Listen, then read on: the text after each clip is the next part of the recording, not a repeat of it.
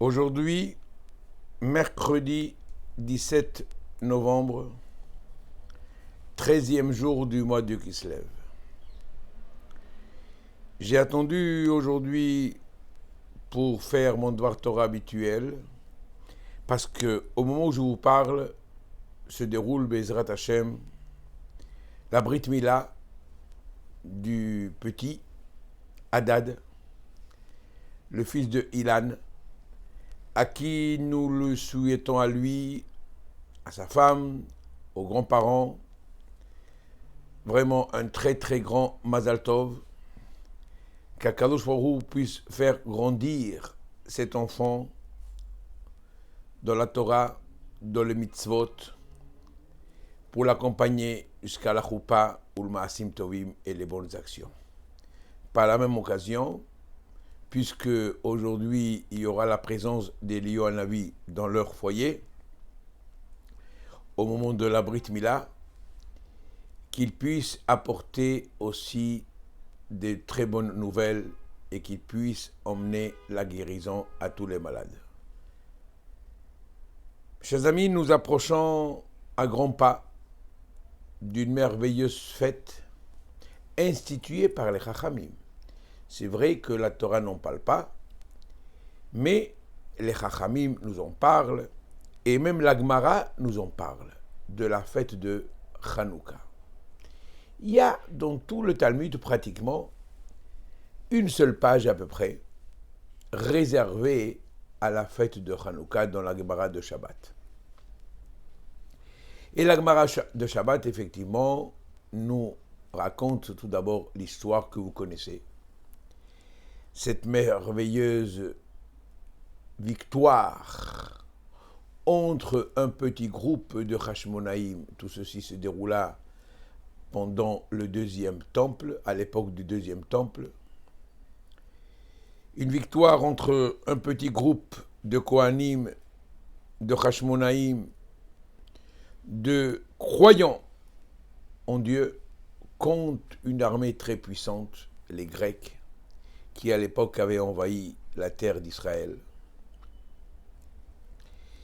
Cette victoire, plus le miracle de la fiole d'huile que vous connaissez aussi.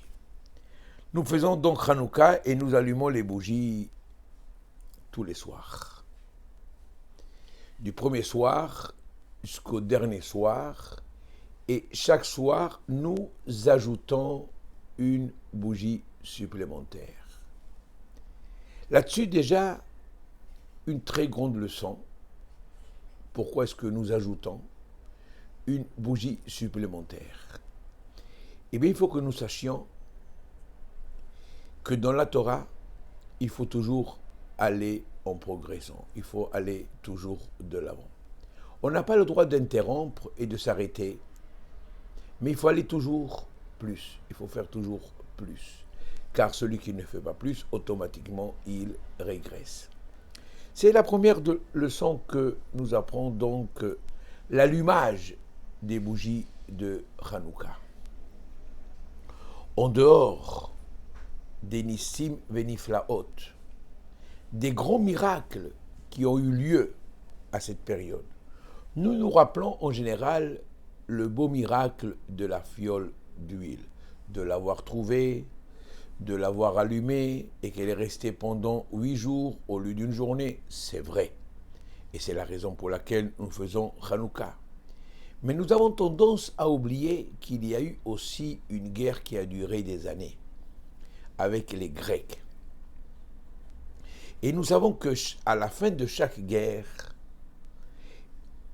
combien d'histoires nous entendons, combien de miracles les soldats nous ramènent à la suite de la guerre.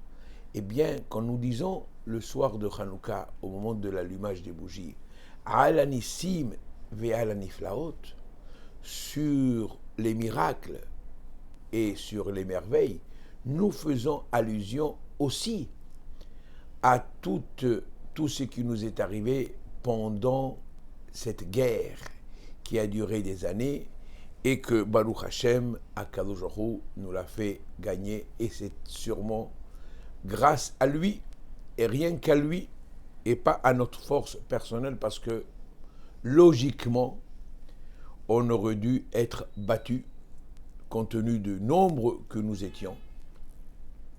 Mais puisque Akadosh Baruch Hu ne nous laisse jamais tomber, même pendant les moments les plus difficiles. Hanouka, nous allons effectivement faire plaisir aux enfants. Les enfants attendent Hanouka pour leur offrir des cadeaux. C'est vrai, c'est bien. Mais il y a des règles. Il y a des règles à respecter. Comme je vous avais dit dans une des vidéos, nous, les enfants d'Israël, nous devons être cadrés. Dans tout ce que nous faisons, il y a des règles. On n'a pas le droit de dépasser les règles, on n'a pas le droit de faire non plus moins que ce qu'on nous demande de faire. L'otosifu velotigreu. Ni on a le droit d'y ajouter, ni on a le droit de enlever. Ce n'est pas maintenant pendant Hanouka que je vais m'amener avec le hétrog, le loulav, les 4 espèces à la synagogue pour dire tiens, je vais faire la mitzvah. Non, c'est fini.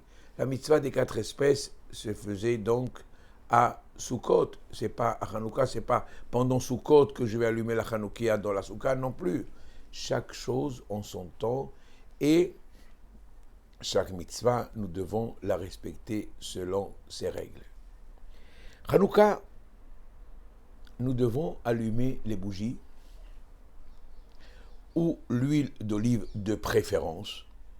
Il est conseillé, pas seulement conseillé, mitzvah minaboufrar. C'est une grande mitzvah d'allumer chaque soir avec de l'huile d'olive. Et sachez que celui qui fait attention et qui allume avec de l'huile d'olive tous les soirs aura le mérite d'avoir des enfants Talmidei Chachamim qui illumineront à leur tour aussi le clan d'Israël. Regardez combien on nous récompense si nous allumons donc avec de l'huile d'olive, ça vaut la peine. Nous devons en principe allumer à la sortie des étoiles. Pas avant, avant c'est totalement interdit.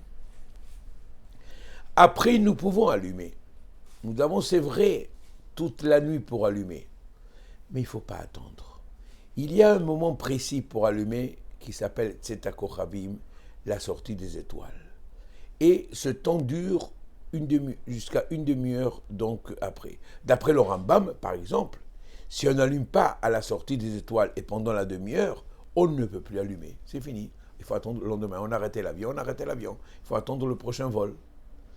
D'après Maran Shulchan Aruch, le Yosef Karo, ou non, on peut allumer tout au long de la nuit. Mais vous voyez bien qu'il y a des avis qui disent qu'il y a un moment précis pour allumer, c'est à la sortie des étoiles et une demi-heure après. Bon, c'est vrai que ce n'est pas toujours évident, ce n'est pas toujours facile. La sortie des étoiles, c'est aux environs de 5h30 à peu près. À ce moment-là, on se trouve au travail, on n'est pas arrivé à la maison. Bon, chacun fera comme il pourra donc le faire. Il faut prévoir, quand on allume les bougies, d'avoir une certaine quantité suffisante pour que cela reste allumé au moins pendant une demi-heure, à l'exception de Shabbat, vendredi. Vendredi, nous devons prévoir, si nous les allumons avec de l'huile, mettre beaucoup plus d'huile. Si nous allumons avec des bougies, prévoir des bougies beaucoup plus grosses pour qu'elles puissent tenir le coup, qu'elles puissent tenir allumées une demi-heure après, c'est d'accord, Rabim. Aux environs entre l'allumage et une demi-heure après, c'est à peu près 2 heures, plus ou moins 2 heures. Donc il faut prévoir des bougies. Les bougies que nous trouvons aujourd'hui dans le commerce, elles durent 30 à 40 minutes. Donc il ne faut pas allumer avec ces bougies le vendredi. Par contre, ce où je voulais attirer vraiment votre attention, c'est que le vendredi, lorsque nous allumons les bougies de Hanouka, pareil pour celles de Shabbat, il ne faut pas déposer les bougies de Hanouka dans un endroit qui puisse s'éteindre à cause d'un courant d'air ou autre, parce que là, en dehors que les bougies de Hanouka se sont éteintes, il y a un problème de Shabbat, on n'a pas le droit d'allumer et d'éteindre pendant Shabbat. Donc, il faut faire attention de mettre les bougies de Hanouka en semaine comme Shabbat, surtout Shabbat, dans un endroit que le vent ne puisse pas donc les éteindre, ne pas mettre à côté d'une fenêtre et la fenêtre ouverte. Et s'il y a du vent, ça va s'éteindre automatiquement. Il faut faire donc très attention de bien mettre des bougies dans des endroits qui puissent être aussi vus de l'extérieur. Je voudrais conclure un tout petit peu avec l'histoire de Hanouka. La semaine prochaine, on dira d'autres lois.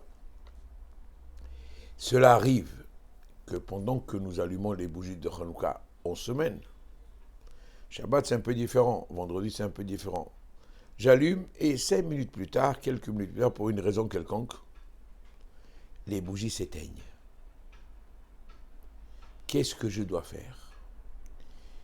Selon la loi, j'ai fait la mitzvah, je ne suis pas tenu de rallumer.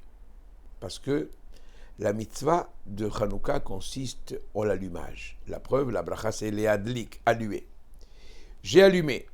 C'est vrai, ça n'a pas duré une demi-heure, mais ça aurait dû durer une demi-heure. C'était pas de ma faute. Mais c'est bien de rallumer, mais de rallumer sans faire la bracha. C'est important de rallumer, mais sans faire la bracha. Mais si cela s'éteigne, si les bougies s'éteignent après la demi-heure, alors que j'aurais dû rester 3 ou 4 heures peut-être, là, il n'y a pas de problème, c'est même pas la peine de rallumer, ça ne sert absolument à rien de rallumer parce que la mitzvah de la durée dans le temps est vraiment donc passée. Chers amis, nous voyons dans toutes ces parachiotes la vie de Yaakov Avinu. On nous parle énormément. D'Abraham aussi, on nous a parlé un peu. On a parlé, pas trop. De Yitzhak, on n'a pas parlé grand-chose. Mais de Yaakov, des plusieurs parachiotes nous parlent que de Yaakov. Et comme vous le savez, nous portons le nom de Yaakov, puisque Israël et Yaakov. Rappelez-vous ce fameux combat entre l'ange et Yaakov, et à la fin, l'ange lui a dit, désormais tu t'appelleras plus Yaakov, tu t'appelleras Israël. Donc, en quelque sorte, nous sommes des Yaakov. Nous sommes Israël, donc Yaakov. Et Yaakov, parmi nos patriarches, est celui qui a souffert le plus depuis sa naissance, et même avant sa naissance, jusqu'à presque la fin de sa vie. Il y a eu quelques années où il a eu un peu de repos moral. Quand il était autour de tous les membres de la famille, nous verrons ceci plus tard. Mais des épreuves une sur l'autre. Yaakov n'a pas arrêté d'avoir des épreuves. Une des épreuves dont je voudrais vraiment avec vous essayer d'expliquer, c'est celle lorsqu'il a dû s'enfuir de chez ses parents parce que son frère voulait le tuer. Il voulait le tuer parce qu'il lui avait donc, entre guillemets, pris le droit d'aînesse. Bon, je ne rentre pas dans ce détail, il a fait ce qu'il devait faire, les parents ont fait ce qu'ils devaient faire aussi, mais les parents ont senti que Esav voulait tuer son frère Yaakov, et malheureusement, cette haine que Esav a envers Yaakov, cette haine qu'ont les nations envers le peuple Israël, existe jusqu'à présent. Nous dit Rabbi Shimon Bar Yochai dans le Zohar, Esav sonnait le Yaakov halachahi. Esav est Yaakov, et c'est comme ça et pas autrement. Et nous ne pourrons pas du tout changer le monde ni la mentalité de personne. Depuis ce jour jusqu'à nos jours, Esav est notre ennemi. Esav veut toujours nous tuer. Et voilà que Yaakov sait très bien que son frère veut le tuer, donc il va partir de chez ses parents. Il va partir de chez ses parents, évidemment pour se marier, mais il va aller où? Il va aller à Haran, comme l'a été Yitzhak pour chercher Rivka, comme a été Eliezer pour chercher aussi la femme pour Yitzhak. Tout le monde a cherché à Haran. au lieu de chercher la femme à Canaan, il faut faire des journées de voyage entre Israël et l'Irak. Je ne sais pas combien de temps on mettait à l'époque à pied, pour, en tout cas, sûrement des semaines. Bon, c'est vrai qu'il y a eu des miracles, le raccourcissement du chemin, pour rechercher donc une femme. Mais sachez, mes chers amis, que Yaakov Avinu, avant de se rendre à Haran, avant de se rendre chez Lavan, le connaissant, il va faire un détour. Il va faire un détour dans une yeshiva, où il va étudier pendant 14 ans la yeshiva de Ever. Tiens, c'est bizarre. Yaakov, lorsqu'il était jeune, avant de quitter ses parents, il étudiait la Torah. Du matin au soir, la Torah nous le confirme, Yoshev Ohalim. Non seulement qu'il étudiait avec son père, il étudiait aussi à l'yeshiva de Shem, le fils de Noach. Pourquoi maintenant il change de yeshiva? Pourquoi maintenant il va dans une autre yeshiva qui s'appelle la yeshiva de Ever? Pourquoi? C'est peut-être un manque de reconnaissance de sa part. Et nous savons qu'un grand principe de base dans le judaïsme, c'est d'être reconnaissant. On lui a donné, c'est Shem qui lui a donné donc toute la Torah à Yaakov, qui lui a enseigné, et maintenant Yaakov l'oublie et va chez un autre maître. Non, Chas v'Shalom. Yaakov n'oublie pas son maître Shem, n'oublie pas non plus son père Yitzhak qui lui a appris la Torah, mais il est obligé d'aller de la yeshiva de Ever, parce que il y a plusieurs façons d'enseigner la Torah. Nous, rappelons-nous, comme je l'ai déjà dit auparavant, lorsque nous étions en Afrique du Nord, nous avions, entre guillemets, une Torah douce. Nous étions, ça s'arrêtait aux prières que nous faisions à la synagogue, aux fêtes que nous faisions en famille. Et Baruch Hashem, on n'avait pas besoin d'autre chose pour être religieux. Alors qu'aujourd'hui, il nous faut et des conférences, et des cours de morale pour essayer de se protéger tellement les problèmes extérieurs sont nombreux. Eh bien, Yaakov savait ceci. Yaakov savait qu'il va affronter Lavan. Il va aller chez Lavan. Et Lavan, il a des principes très, très, très mauvais. Il est un grand idolâtre. C'est un grand sorcier, c'est un grand roublard, c'est un grand trafiquant. Il a tous les défauts du monde. Yaakov, il a peur. Oui, Yaakov, il avait peur de Lavan. Il se dit, la Torah que j'ai acquise chez Shem n'est pas suffisante. Il me faut des vaccins. Il me faut des vaccins, mais des vaccins très durs. Et ceci, je ne peux que l'acquérir que dans la yeshiva de Ever, qu'ils ont une façon beaucoup plus stricte, beaucoup plus dure dans l'enseignement de la Torah. Et c'est la raison pour laquelle il a été dans la yeshiva de Ever pour se protéger de chez Lavan, pour se protéger de l'extérieur. Et c'est ce que nous avons besoin, nous, tous les jours. Apprendre la halakha, c'est bien. Apprendre la Gemara, c'est mieux. Apprendre le Chumash, c'est très bien. Mais il ne faut pas oublier que chaque jour, nous devons prendre du temps pour apprendre de Sifrei Moussar, des livres qui nous parlent de la morale, comme Chovot HaLevavot, comme Mesilat Yesharim, comme Shalet Tshuva, etc. Il y a plein de livres et chaque jour, réserver un petit moment pour apprendre du Moussar, car c'est le Moussar qui va nous aider à affronter les problèmes de l'extérieur. Shabbat Shalom, les Kulchem.